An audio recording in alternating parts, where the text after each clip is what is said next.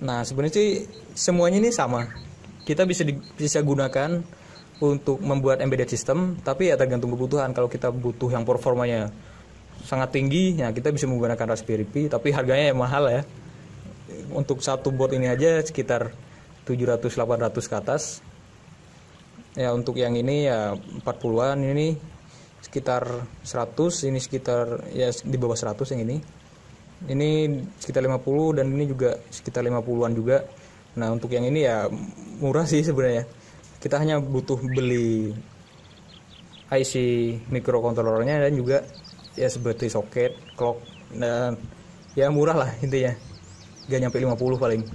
Bismillahirrahmanirrahim. Bismillahirrahmanirrahim. Assalamualaikum warahmatullahi wabarakatuh. Selamat datang kembali di Rajiner. Pada video kali ini kita akan sedikit mereview tentang beberapa perangkat, yaitu diantaranya ada mini PC, ada platform microcontroller, dan juga untuk platform untuk sistem IoT, Internet of Things. Oke, langsung saja. Yang pertama, di sini terdapat sebuah mini PC, yaitu Raspberry Pi 4 model B.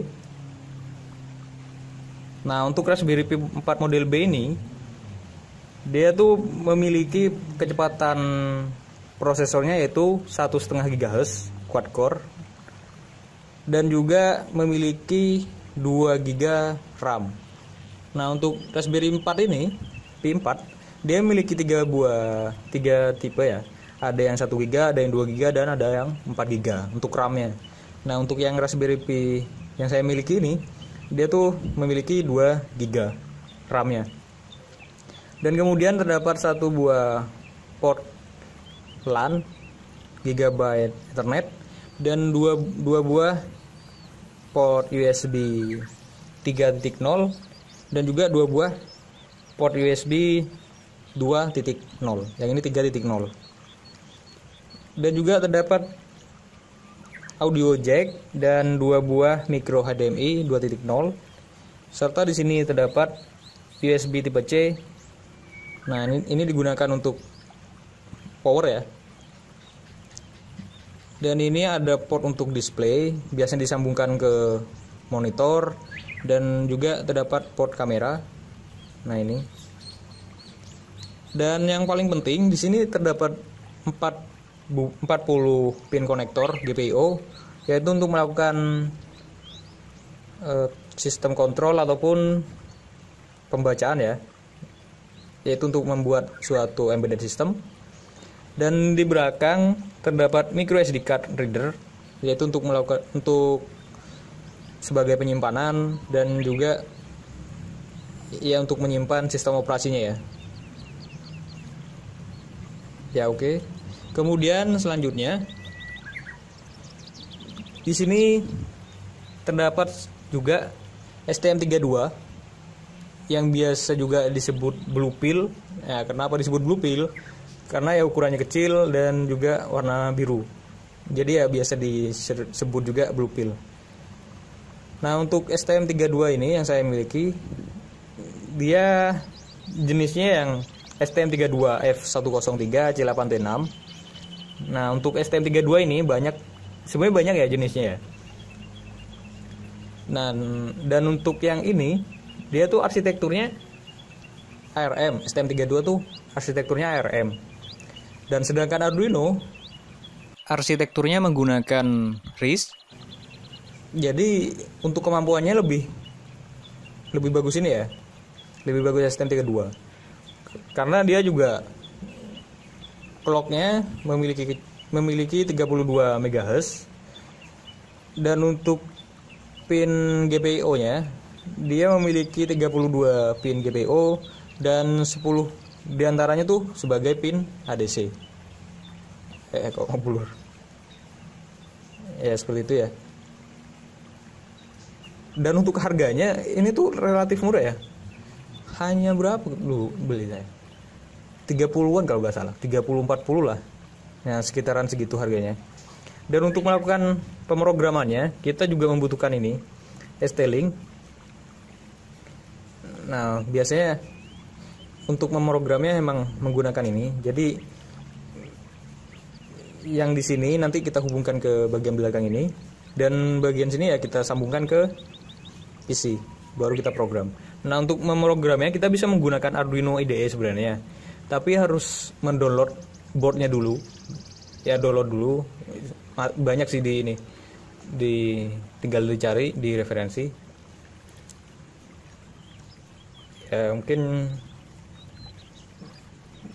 demikian. Kemudian di sini terdapat juga Arduino Mega 2560.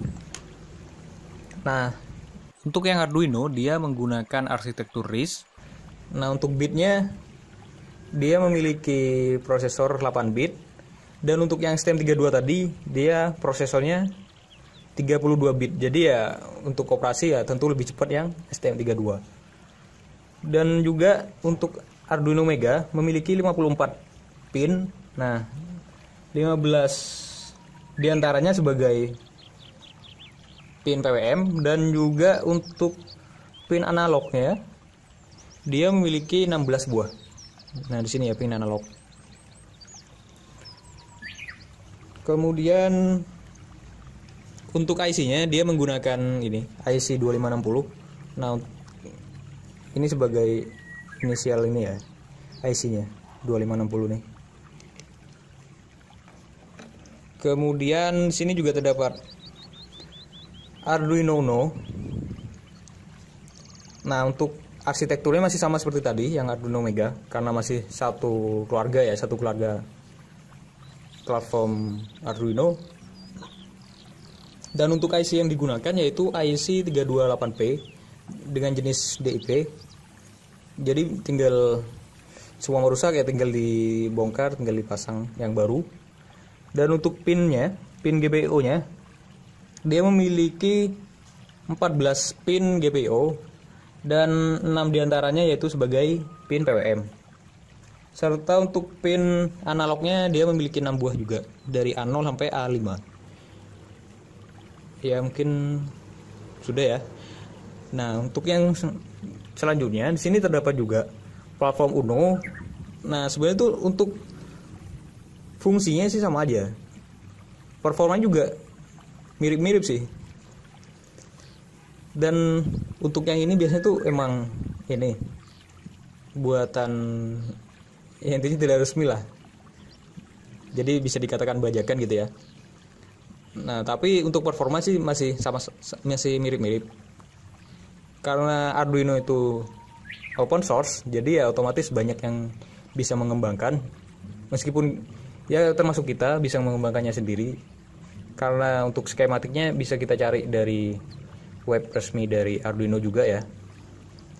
Nah, kenapa yang SMD itu lebih murah dan sedangkan yang DP lebih mahal? Nah, banyak yang ngirim DM saya maupun tanya kenapa apa bedanya SMD yang DP. Nah, untuk bedanya yang paling mencolok sih di bagian komunikasi ya. Karena untuk yang platform Uno dia menggunakan komunikasi IC komunikasinya menggunakan IC CH340, dan untuk yang Arduino Uno ini dia menggunakan IC komunikasi ATmega16U ataupun yang ini IC FTDI. Nah, karena dia lebih mahal ya yang ATmega16U dan FTDI, nah otomatis harga Arduino-nya juga lebih mahal daripada yang platform Uno. Nah, untuk bedanya sih cuma itu doang. Dan juga IC ininya, IC microcontrollernya sama-sama menggunakan 328P. Cuman yang ini SMD dan yang ini DIP. Jadi untuk menggantinya lebih susah yang ini ya daripada yang ini. Kalau yang ini kan tinggal kita cabut terus kita ganti yang baru. Nah, seperti itu. Untuk pinnya sih ini masih sama persis. Kemudian selanjutnya kita juga ada ini ya, Arduino Nano. Nah, untuk Arduino Nano dia terdapat 2 buah jenis. Yang pertama yaitu Arduino Nano menggunakan ATmega 328P dan juga ATmega 168P. Nah, untuk yang ini yaitu pakainya ATmega 328P, dan untuk pinnya ini memiliki 14 pin I/O dan 6 diantaranya sebagai output ya, dan untuk analognya terdapat 8 buah.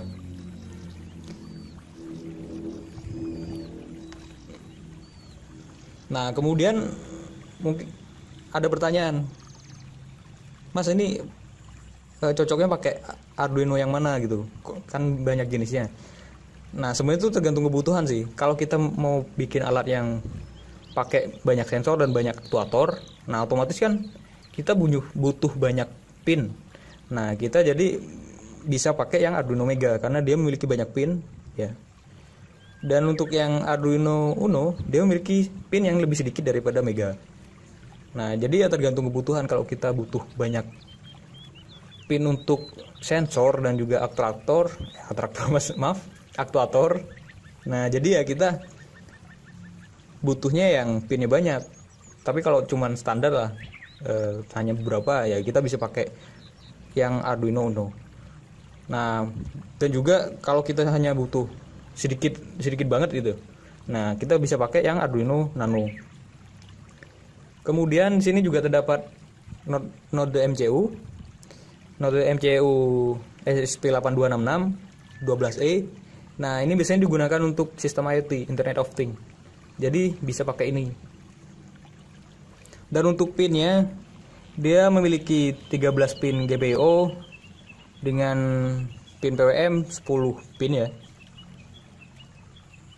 Nah, untuk jenisnya biasanya node MC itu ada dua ya, ada yang official board sama unofficial board. Untuk yang official board biasanya ini vendornya dari Amica, node MCU Amica. Dan untuk pinnya memiliki 13 pin GPIO, serta untuk USB to serial converternya untuk yang Amica menggunakan CP2102.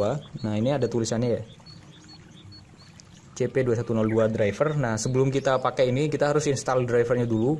Ya, bisa download dari web resminya ataupun dari referensi banyak. Dan sedangkan untuk yang unofficial board biasanya namanya tuh ini dari vendor Rollin. Untuk ESP-nya masih sama, ESP8266 12E.